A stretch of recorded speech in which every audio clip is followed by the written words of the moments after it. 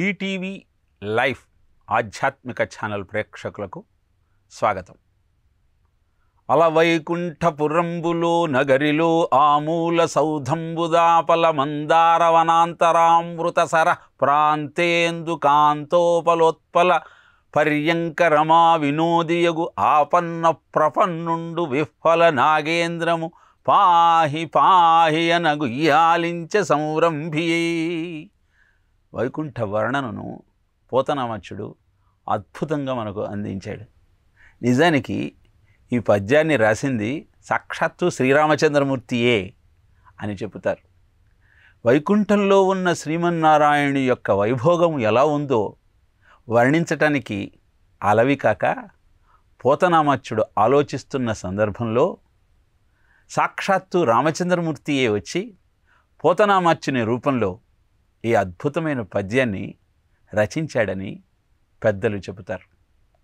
ఇలా పలికెడిది భాగవతమట, పలికించెడు వాడు రామభద్రుండట, నీ పలికిన భవహరమగునట, పలికెద వేరుండుగాథ పలుకగనేలా అంటూ పోతనామాచ్యుడు ఈ భాగవతం రచించింది నేను కాదు, రామచంద్రమూర్తి చెబుతూ ఉంటే ఆయన మాటలను నేను అక్షరబద్ధం చేశాను అంతే అంటూ భాగవత మాహాత్యాన్ని మనకు తెలియజేశాడు. అలాంటి భాగవతాన్ని నైమిషారణ్యంలో 7 రోజుల పాటు ఎవరైతే శ్రవణం చేస్తారో, భాగవతాన్ని ఎవరైతే పారాయణ చేస్తారో, అలా నైమిషారణ్యంలో చెప్పబడిన భాగవతాన్ని ఎవరైతే వినగలుగుతారో వారి జన్మ ధన్యమవుతుంది అని ఆర్యోక్తి. అలాంటి భాగవత కథను మనం గురు సందేశం కార్యక్రమంలో ప్రతినిత్యము విని జీవితాన్ని ధన్యం చేసుకునే ప్రయత్నం చేద్దాం.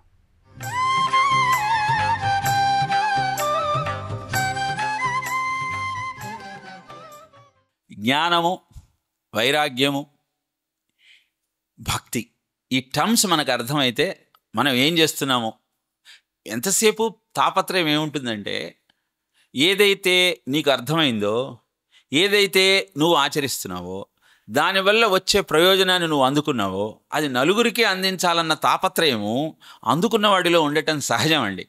అలా ఉన్నవాడు చెప్పట్లేదంటే వాడు మహాలోభి, అంతకంటే వేరే ఇది లేదు. దానివల్ల వచ్చే ప్రయోజనం ఏమి ఉండదు. భగవద్గీత ఏం చెబుతుందంటే, అర్జునుడు కృష్ణుడిని ఒక ప్రశ్న వేస్తాడండి. చంచలం హి మన కృష్ణ ప్రమాధి బలవదృఢం తస్యాహం నిగ్రహం మన్యే వాయోరివ సుదుష్కరం. నా మనస్సు చాలా చంచలంగా ఉందా, ఇది గాలిని చేతిలో బంధించటం అంత కష్టంగా ఉంది. ఈ ప్రాబ్లం ఎవరికి లేదండి మీలో? మనస్సును మేము నిగ్రహించుకోగలుగుతున్నాం, మాకు చంచలం అనేది లేదండి, మేము అసలు మనసు అంటే నా ఆధీనంలో ఉంటుంది అన్నవాళ్ళు ఎవరైనా ఉన్నారా? ఉంటే వాళ్ళకి ఒక్కసారి నమస్కారం చేస్తా. సో అర్జునుడు ఇదే అడిగాడు, నా మనసు చాలా చంచలంగా ఉంది, గాలిని చేతిలో బంధించడం అంత కష్టంగా ఉంది, ఏం చేయాలి అన్నాడు. నాయన నీకే కాదు అందరికీ అంతే ఉంటుంది అని చెప్పాడు. ఫస్ట్ కృష్ణుడు అన్నది ఏంటంటే, నాయన నీ దీని గురించి ఆలోచించకు, అసంశయం మహాబాహో మనో దుర్నిగ్రహం చలం. మనస్సును బంధించడం చాలా కష్టమయ్యా, అలా అని అసాధ్యం అనుకోకు. 2 ఉన్నాయి దానికి సాధనాలు, మీకు అందుకే చెప్తున్నా. మొదటిది ఏంటంటే అభ్యాసేనతు కౌంతేయ వైరాగ్యేణ చ గుహ్యతి. అభ్యాసంతో దీన్ని నీ స్వాధీనంలో ఉంచుకోవచ్చు.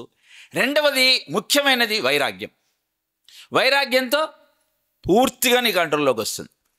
వైరాగ్యం అంటే అన్నీ వదులుకోమని చెప్పడం ఏమన్నా న్యాయం అండి? మేమేమో హైదరాబాద్ నుంచి వచ్చి విధానం అంటే నువ్వు అన్నీ వదిలేసిరా అంటే అలా చెప్పదండి. ఏం చెప్తుందంటే, వైరాగ్యానికి వదులుకోవటం అనే కాదు అర్థం, విశేషరాగ ఇది వైరాగ్య. నీ దగ్గర ఏదైతే ఉందో అది అందరికీ నీ మనస్సు నిశ్చలంగా ఉంటుంది. మీరు ఇస్తున్నారా? అలా నీ దగ్గర డబ్బులు ఉన్నాయండి, నీ దగ్గర 100 రూపాయలు ఉన్నాయి, ఒక 20 రూపాయలు ఎదుటివాడికి ఇచ్చి చూడు, నువ్వు ఎంత ఆనందంగా ఉంటావో. మనం అట్లా ఇవ్వండి, 100 రూపాయలు మన దగ్గర ఉంటే ఇంకొక 10 రూపాయలు ఎదుటివాడి నుంచి ఎలా లాక్కోవాలని చూస్తాం. అక్కడ ప్రారంభమవుతుందండి మొత్తం. గుర్తుపెట్టుకోండి, ఇవ్వటం మీకు అలవాటైతే మీకు చాలా ఆనందంగా ఉంటుంది, తీసుకోవటం అలవాటైతే చాలా బాధపడతారు. మీరు ఏకీభవిస్తున్నారు నాతో? ఒకళ్ళు ఇద్దరు ఉన్నారు ఇప్పుడు, బాగుందండి. అయితే మీరు ఇవ్వటం నేర్చుకోండి. ఏమి ఇవ్వాలి? మీరు మీ దగ్గర ఏది పుష్కలంగా ఉంటే అది. నా ఒంట్లో అన్ని రోగాలేనండి నేను అవి ఇస్తాను అంటే చెప్పేదేమీ లేదు. కానీ మీ దగ్గర పుష్కలంగా ఉంది. మీరు భగవద్గీత మా నాన్నగారు నేర్పారండి, అందరూ భగవద్గీత నేర్చుకోవాలి. అలానే కోలాటం ఎవరికి వచ్చు నేర్పేయండి, భజనలు ఎవరికి వచ్చు నేర్పేయండి. అప్పుడు ఏమైంది, ఒక అద్భుతమైన సమాజం ఏర్పడింది. మీరే చూశారు, కోలాటం ఆడుతున్నారు, భజనలు చేస్తున్నారు, ఎంత బాగా చేస్తున్నారని. వేరే వాళ్ళు ఫస్ట్ టైం వచ్చిన వీళ్ళకి ఇన్ని స్తోత్రాలు ఎలా వచ్చు అంటున్నారు. మరి అలా చదివారు వాళ్ళు. ఇలా ఎందుకు ఇదంతా మీకు చెప్తున్నానంటే, మనస్సు నిశ్చలంగా ఉంచుకోవటం అంత సులభం కాదండి. ఉంచుకోవడానికి కోసం చేసే ప్రయత్నమే భాగవతం. భక్తి, జ్ఞానము, వైరాగ్యం ఇదంతా అదే టాపిక్. అది నేను అవుట్ ఆఫ్ ది టాపిక్ మాట్లాడటంలా, అది మీకు అర్థం కావడం కోసం కొన్ని ఉదాహరణలు ఇచ్చే ప్రయత్నం చేస్తున్నాను అంతే. విషయానికి వచ్చేస్తే, ఇలా జ్ఞానము, వైరాగ్యము ఇంకా ముసలి వాళ్ళలాగా ఉండటానికి కారణం ఈ కలియుగమేనమ్మా అని చెప్పాడు. వెంటనే ఆమెకు చాలా కోపం వచ్చింది. వెధవ కలిని చంపేస్తే పోతుంది కదండి అంది. కదండి, చాలా హ్యాపీ. ఇదే మునులు కూడా అంటారు పరీక్షిత్తుతో. అంటే యత్ ఫలం నాస్తి లభతాం న యోగేన సమాధినా తత్ఫలం లభతే సద్యః కలౌ కేశవ కీర్తనాత్. ఎందుకని మనం కలిని చంపవద్దు అంటే, కలికి ఒక అద్భుతమైన లక్షణం ఉంది. నువ్వు తపస్సు చేసినా, యోగ సాధన చేసినా, ఎన్ని దానాలు ధర్మాలు చేసినా రాని మనశ్శాంతి, పుణ్యము కలియుగంలో ఒక్కసారి కేశవ గోవింద అని గట్టిగా గొంతెత్తి అరిస్తే వచ్చేస్తుందిట. మరి అంత అద్భుతమైన ముహూర్తాన్ని ఎందుకమ్మా మనం చంపుకోవాలి? ఏం చేయాలి మనం? అలా కేశవ కీర్తన చేయాలి, గొంతెత్తి ఆయన నామాన్ని చెప్పాలి. ఇప్పుడు అర్థమైంది భక్తి కాంతకు. ఏమనంటే, కేశవ నామాన్ని చెప్పటం ఒక్కటే కలియుగంలో ముక్తికి భక్తికి సాధనము. సంతోషించి, బాగానే ఉంది నారదా, మా పిల్లలు ఎలా మరి జ్ఞానము వైరాగ్యం ఇద్దరు యవ్వనస్తులు కావాలంటే ఏం చేయాలి? నువ్వేం బాధపడకు, నేను సకల శాస్త్రాలు చదివాను, నాకు తెలియందేముంది, మీ పిల్లల్ని ఇప్పుడే అద్భుతమైన శక్తితో ఆనందంగా ఉండేటట్టు చేస్తాను, వాళ్ళ జవసత్వాలు వాళ్ళకు వచ్చేటట్టు చేస్తానని ఆ జ్ఞానం దగ్గరికి, వైరాగ్యం దగ్గరికి వెళ్ళి వాటి చెవులో ధర్మక్షేత్రే కురుక్షేత్రే సమవేతాయోత్సవ మామక పాండవాశ్చైవ కిమకుర్వత సంజయ అని భగవద్గీత చెప్పడం ప్రారంభించాడు. మొత్తం 700 శ్లోకాలు. ఎత్ర యోగేశ్వర కృష్ణో ఎత్ర పార్థో ధనుర్ధర తత్ర శ్రీర్విజయోభూతి ధ్రువా నీతిర్మతిర్మమ అని వాళ్ళ వైపు చూశాడు. కొంచెం ఇలా కదిలారు కానీ మళ్ళీ అలానే పడిపోయారు. అరే, భగవద్గీత 700 శ్లోకాలు చెప్పినా అని వెంటనే విశ్వం విష్ణుర్వషట్కారో భూత భవ్య భవత్ప్రధు భూతకృద్భూతభృద్భావో భూతాత్మా భూత భావన అని విష్ణు సహస్రం మొత్తం వినిపించాడు. మళ్ళీ ఒకసారి అలా లేచారు, మళ్ళీ పడిపోయారు. ఇప్పుడు ఈయన వేదాలు చెప్పాడు, భగవద్గీత చెప్పాడు, విష్ణు సహస్రం చెప్పాడు, లలితా సహస్రం అన్నీ చెప్పాడు. వాళ్ళు కళ్ళు తెరుస్తున్నారు, అలా వింటున్నారు, మళ్ళీ పడిపోతున్నారు. ఈయనకి ఇంకా కాళ్ళు చేతులు ఆడలే. ఆయనకు వచ్చినవన్నీ అయిపోయినాయి. ఏం చేయాలో అర్థం కాల. ఏం చేయాలని ఆలోచనలో పడ్డాడు. అలా ఆలోచనలో పడి నిస్సహాయుడై ఉన్న ఆ వ్యక్తి ఏం చెయ్యాలో తెలియక చూస్తున్న సమయంలో ఆయనకు ఆకాశవాణి నుంచి ఒక వార్త వినబడింది. నారదా, వీళ్ళు నిజంగా మళ్ళీ జవసత్వాలతో విలసిల్లాలి అంటే నువ్వు ఒక సత్కర్మ చేయాలయా. ఆ సత్కర్మ వల్ల వీళ్లకు జవసత్వాలు వస్తాయి, దాంట్లో సందేహం లేదు. ఇప్పుడు ఏ సత్కర్మ చేస్తే వీళ్ళకి జవసత్వాలు మళ్ళీ వస్తాయి అది చెప్పలేదాన్ని. అందుకని నారదుడు ఏం చేశాడు, అన్ని చోట్ల తిరిగి ఏమంటే ఇట్లా ఆకాశవాణి చెప్పింది, ఆ సత్కర్మ ఏమిటి, ఏం చేయాలి అని అడగడం ప్రారంభించాడు. పిచ్చోడువా, నువ్వు సాహిత్యం అంతా చెప్పానన్నావు కదా, ఇంకేముంటుందా, ఆకాశవాణి ఏదో తప్పు చెప్పింది పో అని ఆయన నిరుత్సాహపరుస్తున్నారు. కానీ వాస్తవం ఏమిటో ఎవరు చెప్పలేకపోతున్నారు. అలా తిరుగుతూ తిరుగుతూ ఆయన బదిరికావనానికి వచ్చినప్పుడు అక్కడ సనక సనందనాథులు కనబడ్డారు అని సూతుడు శౌనకుడి మాటకు సమాధానం చెప్పాడు. ఎందుకంటే అంతకుముందు అడిగారు కదా, నారదుడు ఎలా కలిశాడు సనక సనందనాథులకు అని. దానికి సమాధానంగా అలా కలిశారు అనగానే శౌనకులు మళ్ళీ డౌట్, మరి కలిశారు కదా, సత్కర్మ ఏమిటో చెప్పారా? చెప్పకుండా ఎలా ఉంటారాయా? వాళ్ళు ఆ సత్కర్మ ఏమిటో ఆయనకి చక్కగా వివరించి చెప్పారు. ఓ నారదా, ఆ భక్తి కాంతకు కుమారులైన జ్ఞానానికి వైరాగ్యానికి తిరిగి జవసత్వాలు రావాలి అంటే నువ్వు భాగవత సప్తాహం చేయాలయా అని నారదుడికి చెప్పారు. ఇప్పుడు ఎప్పుడైతే నారదుడికి సప్తాహం చేయమని సనక సనందనాథులు తెలియజేశారో నారదుడికి డౌట్ వచ్చింది. ఏం డౌట్ వచ్చి ఉంటుంది చెప్పండి నారదుడికి? భగవద్గీత చెప్పాను, విష్ణు సహస్రనామం చెప్పాను, లలిత సహస్రనామం చెప్పాను, దానికంటే గొప్పదా భాగవతం అని ప్రశ్నించాడు. ప్రశ్నిస్తే, నాయన ఒక మామిడి చెట్టు ఉందనుకో, ఆ మామిడి చెట్టులో తీయదనం ఎక్కడుంటుంది? ఆకులో ఉంటుందా, కొమ్మలో ఉంటుందా, మూలంలో ఉంటుందా? నిజానికి అన్నింట్లో వ్యాపించి ఉంటుంది. కానీ నువ్వు అందుకోవాలంటే పండు మాత్రమే కావాలి నీకు. పండు తింటేనే తీయగా ఉంటుంది, కానీ ఆకు తింటే తీయగా ఉండదుగా. అలా నిగమకల్పతరోర్ గళితం ఫలం శుకముఖాత్ అమృత ద్రవ సంయుతం పిబత భాగవతం రసమాలయం ముహురహో రసికా భూభావుకాహ. మొత్తం వేదాలకు ఉపనిషత్తులకు అన్నింటి సారాంశాన్ని ఒక్క భాగవతంలో పెట్టి అందించాడయా ఆ వ్యాసుడు. కాబట్టి అలాంటి భాగవతాన్ని నువ్వు మర్చిపోయావు, కానీ నిజంగా నువ్వే వ్యాసుడికి చెప్పావు, కానీ నీకు గుర్తుకు రావట్లే ఇప్పుడు దాని గొప్పతనం. ఒకప్పుడు ఆ వ్యాసుడు బాధపడుతూ ఉంటే ఆయనకు మోక్షం రావటానికి, శాంతి కలగటానికి భాగవత రచన చెయ్యమని నువ్వే వివరించావు. ఆ విషయం నీకు గుర్తుందా అనగానే నారదుడికి అప్పుడు అర్థమైంది, కదా నేనే చెప్పా కదా, నేనే అంటే ఒక్కొక్కసారి నీకు తెలిసిన విషయం కూడా నువ్వు మర్చిపోతావు, ఇంకొకళ్ళు వచ్చి చెబితేనే నీకు తెలుస్తుంది. అలా అనుకుని నారదుడు, మరి ఆ సప్తాహం ఎలా చేయాలో చెప్పండి అని. ఒక మంచి ముహూర్తం చూసుకో, అది కార్తీక మాసమో, మాఘమాసమో, ఆశ్వయుజ మాసమో అయ్యేలా చూసుకో. ఆ పర్వదినాలలో నువ్వు దీక్షలో ఉండి వినేవాళ్ళు దీక్షలో ఉండేటట్టు నువ్వు ఈ కార్యక్రమాన్ని ప్రారంభించు. ఇలా సప్తాహాన్ని చెయ్యాలంటే ఏం చేయాలో వివరించాడు. వెంటనే ఆ విధంగా ఆయన ఆనందవనంలో, హరిద్వారంలో అద్భుతంగా భాగవత సప్తాహాన్ని చేశాడు. భాగవత సప్తాహాన్ని చేసేటప్పుడు మొదటి నియమం ఏంటంటే, నువ్వు భాగవత సప్తాహం చేస్తున్నాను ప్రతివాడికి చెప్పాలి.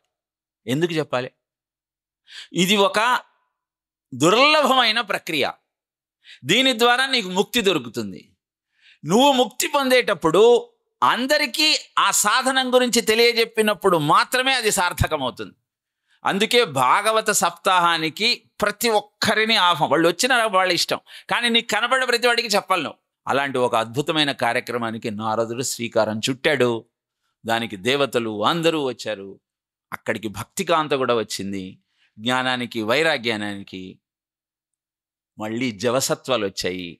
వాళ్ళు ఆ విధంగా అద్భుతంగా భక్తి, జ్ఞానము, వైరాగ్యము ప్రపంచంలో వెలసిల్లాయి అని చెబుతూ, ఇలాంటి అద్భుతమైన కథ భూలోకంలో కూడా ఒకటి జరిగింది భాగవత సప్తాహం కారణంగా, అది చెబుతా విను అన్నాడు సూతుడు శౌనకాది మహామునులతో.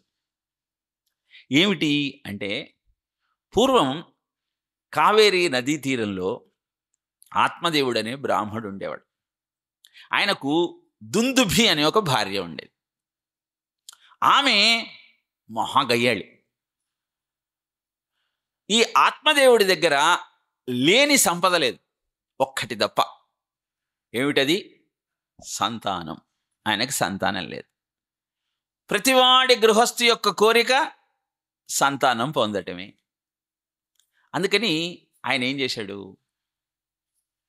సంతానాన్ని ఏ విధంగానైనా సంపాదించాలి, లేకపోతే జీవితం అనవసరం అన్న భావనతో ఇల్లు వదిలేసి వెళ్ళిపోయాడు.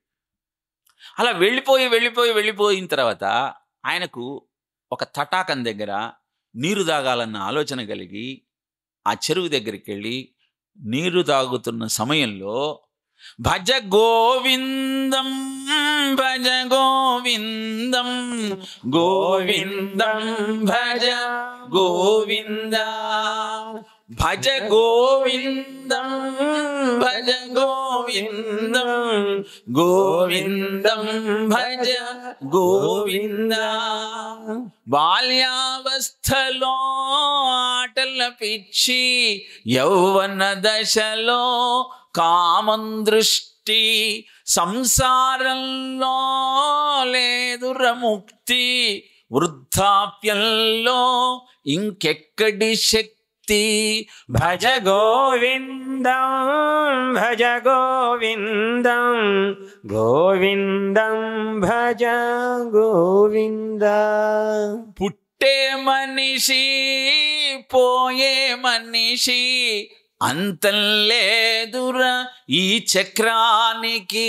తల్లి గర్భమున తిప్పలు తప్పగా, తిప్పడి మాటే మది ధ్యానించు.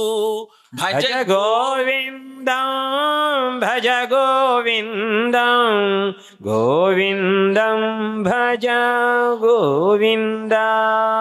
సంపాదించి సంపాదించి పట్టుకుపోయేదే మాత్రం రా, తల్లి గర్భమున తిప్పలు తప్పగా, తిప్పడి మాటే మది ధ్యానించు. భజ గోవిందం భజ గోవిందం గోవిందం భజ గోవింద. నీలో ఊపిరి ఆడే వరకే కుశలం ఏమని అడిగేరందరూ. హంసే నీలో ఆగిందంటే దగ్గరకొచ్చే ధైర్యం చేయరు. భజ గోవిందం భజ గోవిందం గోవిందం భజ గోవింద. భార్యా బిడ్డలు బంధుజనాలు కడదాకాని వెంటరారురా, కర్మఫలాలే భవబంధాలు కనరాజనుడా ఈ సత్యాలు. భజ గోవిందం భజ గోవిందం గోవిందం భజ గోవింద. ఇలా ఆ పాట పాడుతూ ఒక సాధువు అక్కడికి వస్తూ కనబడ్డాడు. ఎప్పుడైతే ఆ సాధువు అలా గోవిందా గోవిందా అనుకుంటూ ఆ ఆత్మదేవుడి దగ్గరికి వచ్చాడో, వెంటనే ఈ ఆత్మదేవుడికి ఈ సాధువుల దగ్గర మస్తు శక్తులు ఉంటాయి. వాళ్ళు ఏదైనా ఇవ్వగలుగుతారు, వాళ్ళ తపశక్తితో ఏదైనా మార్చగలుగుతారు. గర్భదరిద్రుడైన ఓ బ్రాహ్మణ దంపతుడి ఇంట 1:48 నిమిషాల సేపు ఆగకుండా బంగారు ఉసిరికాయలు కురిపించినటువంటి బాలశంకరుడి యొక్క మాహాత్యాన్ని ఇంతకు ముందు విన్నాను, కాబట్టి ఈ సాధువు కాళ్ళు పట్టుకుంటాను అనుకున్నాడు. అనుకుని వెంటనే ఆయన కాదాల మీద పడ్డాడు. పెట్టి, స్వామి నాకు సంతానం లేదు. వెంటనే దానికి తరుణోపాయం చెప్పు. స్వస్య దుఃఖస్య కారణం, నా దుఃఖానికి కారణం ఏమిటి, ఎందుకని నాకు సంతానం కలగటం లేదు, సంతానం కలగాలంటే ఏం చేయాలన్నాడు. అంటే ఆయన అన్నాడు, ఇప్పటిదాకా నేను పాట పాడే విన్నావు కదా, వద్దురా బయ్ దీంట్లో ఇరుక్కోకు అని చెప్పాను కదా. ఈ సంసారం అనేది ఒక సాలెగూడు లాంటిది, నీ ప్రారంధం ఎలా ఉందో ఆ సంతానం లేప్పుడు ఎందుకు నువ్వు అనవసరంగా అవస్థపడతావు, పుట్టిన వాళ్ళంతా నెత్తి మీద పెడతారు ఒక బండ, లేదు కదా. కాబట్టి లేనందుకు నీ ప్రారంధం ఇది అనుకొని ఆ విష్ణువుని చింతన చేస్తూ జీవితాన్ని సక్రమంగా మలుచుకోవాలంటే, లేదండి నేను ఇంత కష్టపడి మిమ్మల్ని కాళ్ళ మీద పడి అడుగుతున్నది ఈ వేదాంతం చెబుతారని కాదు, నాకు సంతానం ఎలా కలగాలో చెప్పండి అన్నాడు. ఇప్పుడు నార్మల్గా గురువు గారి దగ్గరికి వెళ్ళి, ఏమండి వీళ్ళు ఆల్రెడీ ఒక నిర్ణయం తీసేసుకుంటానండి. సామాన్యంగా చూస్తున్నది ఎలా ఉంటుందంటే, మేము ఇది చేయదలుచుకున్నాం అన్నప్పుడు గురువు ఏమంటాడండి, అలాగే చెయ్యండి అంటాడు. ఏమంటే గురువుగారు ఏం చెయ్యాలో చెప్పండి అంటే ఏదో చెప్తాడు. వాళ్ళ నిర్ణయం సరి అయింది అవునా కాదా అని అడగటానికి గురువుగారి దగ్గరికి వస్తారండి. పొరపాటున ఏ గురువు అయినా ఇది తప్పు అన్నాడు అనుకోండి, వాళ్ళు గురువును మారుస్తారు కానీ వాళ్ళ నిర్ణయాన్ని మార్చరండి. ఇలా గురువు వాళ్ళ యొక్క ఆత్మ తృప్తి కోసం వాళ్ళు ఏర్పరచుకున్న ఒక ఉపాధి మాత్రమే, అంతకు తప్ప వేరే ఆలోచన లేదు. ఇక్కడ జరిగింది కూడా అదే. ఆయన వద్దు అని చెప్పినప్పుడు ఊరుకోవచ్చు కదా. సో గురువు ఒక మాట చెప్తున్నాడు అంటే దాని వెనకాల చాలా ఆలోచించాల్సిన విషయం ఉంటుందండి. అన్నీ వివరించి చెప్పరు గురువులు. వాళ్ళు అంటున్నారంటే దానికి ఒక కారణం ఉంటుంది. కానీ ఈ ఆత్మదేవుడు సంతానం మీద వ్యామోహంతో ఎలాగైనా నాకు సంతానం కావాలి అనగానే, అలాగనేనయ్యా నిజానికి నీకు 7 జన్మల దాకా సంతానం లేదు, నీ ప్రారంధం అలా ఉంది కాబట్టి అనుభవించాల్సిందే. కానీ నువ్వు అడుగుతున్నావు కాబట్టి నేను నీకు మామిడి పండు ఇస్తున్నా. ఈ మామిడి పండు తీసుకెళ్ళి నీ భార్యకి, ఆమె తింటే అద్భుతమైన సంతానం, తింటే వీడు తీసుకెళ్ళి ఆ భార్యకి ఇచ్చాడు. ఆ భార్య పేరు దుందుభి. ఆమె ఆ మామిడి పండు చూడగానే ఏడుస్తూ కూర్చుంది. ఇది నేను తింటే నాకు గర్భం వస్తే, నొప్పులు వస్తే, బిడ్డ పుడితే దాన్ని పెంచడానికి గర్భంతో ఉన్నప్పుడు 9 నెలలు నానా అవస్థపడాలి కదా.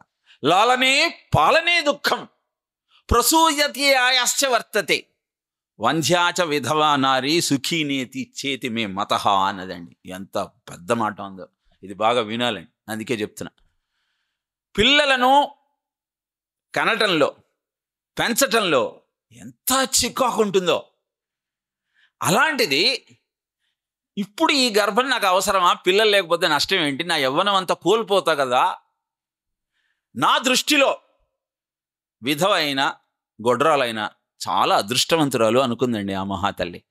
ప్రతి దేవుడు కూడా స్త్రీని గుండెల్లో పెట్టుకుంటాడండి. శివుని మది విష్ణు హృదయాడది అద్భుత విజయాలకిదే సారథి మమతాల రాగాల సన్నిధి మానవతకు మోక్షమిచ్చు పెన్నిధి. అలాంటి స్త్రీమూర్తి ఎప్పుడైతే పిల్లవాణ్ణి కనటం అనేది నాకు చాలా శాపము బాధాకరము అని భావిస్తే ఆ సమాజం ఎలా ఉంటుంది, ఆ పిల్లవాడు ఎలా ఉంటాడు? ఇలా ఆమె ఆలోచిస్తున్న సమయంలో అక్కడికి ఆమె చెల్లెలు వచ్చి, and most of the decisions are being made by their sisters and brother in laws. ఇది మనకు తెలిసిన విషయమే. అప్పుడు వెంటనే ఆ చెల్లెల్ని అడిగింది, ఏం చేయమంటావే, నాకు పెద్ద కష్టం వచ్చి పడింది, మా ఆయనేమో పిల్లలని నా ప్రాణం తీస్తున్నాడు, నాకేమో ఈ గర్భప్రసవ వేదన నేను భరించలేను. మొన్న వాళ్ళెవరో గర్భంలో పోయిందట ఆమె ఒక్కతే ఇంట్లో పిల్లవాడిని పెట్టుకున్నప్పుడు దొంగలు వచ్చి దోచుకున్నారట. ఇదంతా భాగవతంలో ఉన్నదే చెప్తున్నాడు, నాకు కొత్తదేం కాదు. ఆమె వచ్చే భయం అంతా చాలా వర్ణిస్తాడు. ఒక అధ్యాయంలో ఒక 20-30 శ్లోకాలు వర్ణిస్తాడు. ఆ శ్లోకాలు మీకు బోరు కొట్టి నిద్ర వస్తున్నాయని నేను శ్లోకాలు బంద్ చేసి లోకాభిరామాయణం చెప్పడం ప్రారంభించాను. మీరు నిద్రపోతుంటే మంచిది కాదు కదా. సో ఎందుకని చెప్తున్నానంటే ఈ మాట, అలా చెప్పగానే ఆ చెల్లెలు ఏమందంటే, నువ్వెందుకు అవస్థ పడతావు, నేను కూడా కడుపుతూనే ఉన్నా, నాకు పుట్టిన కొడుకు నీకు ఇచ్చేస్తా, నువ్వు నాకు డబ్బులు అంతే. చూడండి ఎలా వ్యాపారంగా మారిపోయిందో. ఈమె అమ్మ నా నెత్తి మీద పాలు పోసావే, అలా చేద్దాం. మరి మీ ఆయనకేం చేస్తాం? ఏముంది, మా ఆయన్ని నేను మేనేజ్ చేసుకుంటా, చాలా ఈజీ అది. సరే అలాగే, మా ఆయనకు డబ్బులు చాలా కావాలి, నువ్వు కొంచెం నాకు డబ్బుల గురించి నువ్వు ఆలోచించకు, నీకు ఎంత కావాలంటే అంత ఇస్తానని భర్త రాగానే సంతోషంతో, ఇన్నాళ్ళకి నా కోరిక తీరింది అంటే భర్త అనుకుంటున్నాడు, దీనికి కూడా పిల్లలంటే ఇప్పుడు ఇష్టం వచ్చింది, మొన్నటిదాకా వద్దన్నది, కానీ ఇప్పుడు ఎప్పుడైతే గర్భం వస్తుందని తెలిసిన తర్వాత అనుకున్నాడు, పిచ్చివాడు బాబు. సరే వాళ్ళు అలానే అనుకున్నారు. ఆ పండు గోశాలలో ఉన్న గోవు దగ్గర పడేసింది, ఆ గోవు తిన్నది. అది ఇప్పుడు భర్తకి చెప్పింది, నేను పుట్టింటికి వెళ్తా కాన్పుకి, నాకు చేసుకోవడం కష్టం ఉంది అంటే, ఈయన పాపం పిచ్చివాడు, చాలా నా భార్యను ఎందుకు కష్టపెట్టాలి, వెళ్ళు అలానే అన్నాడు.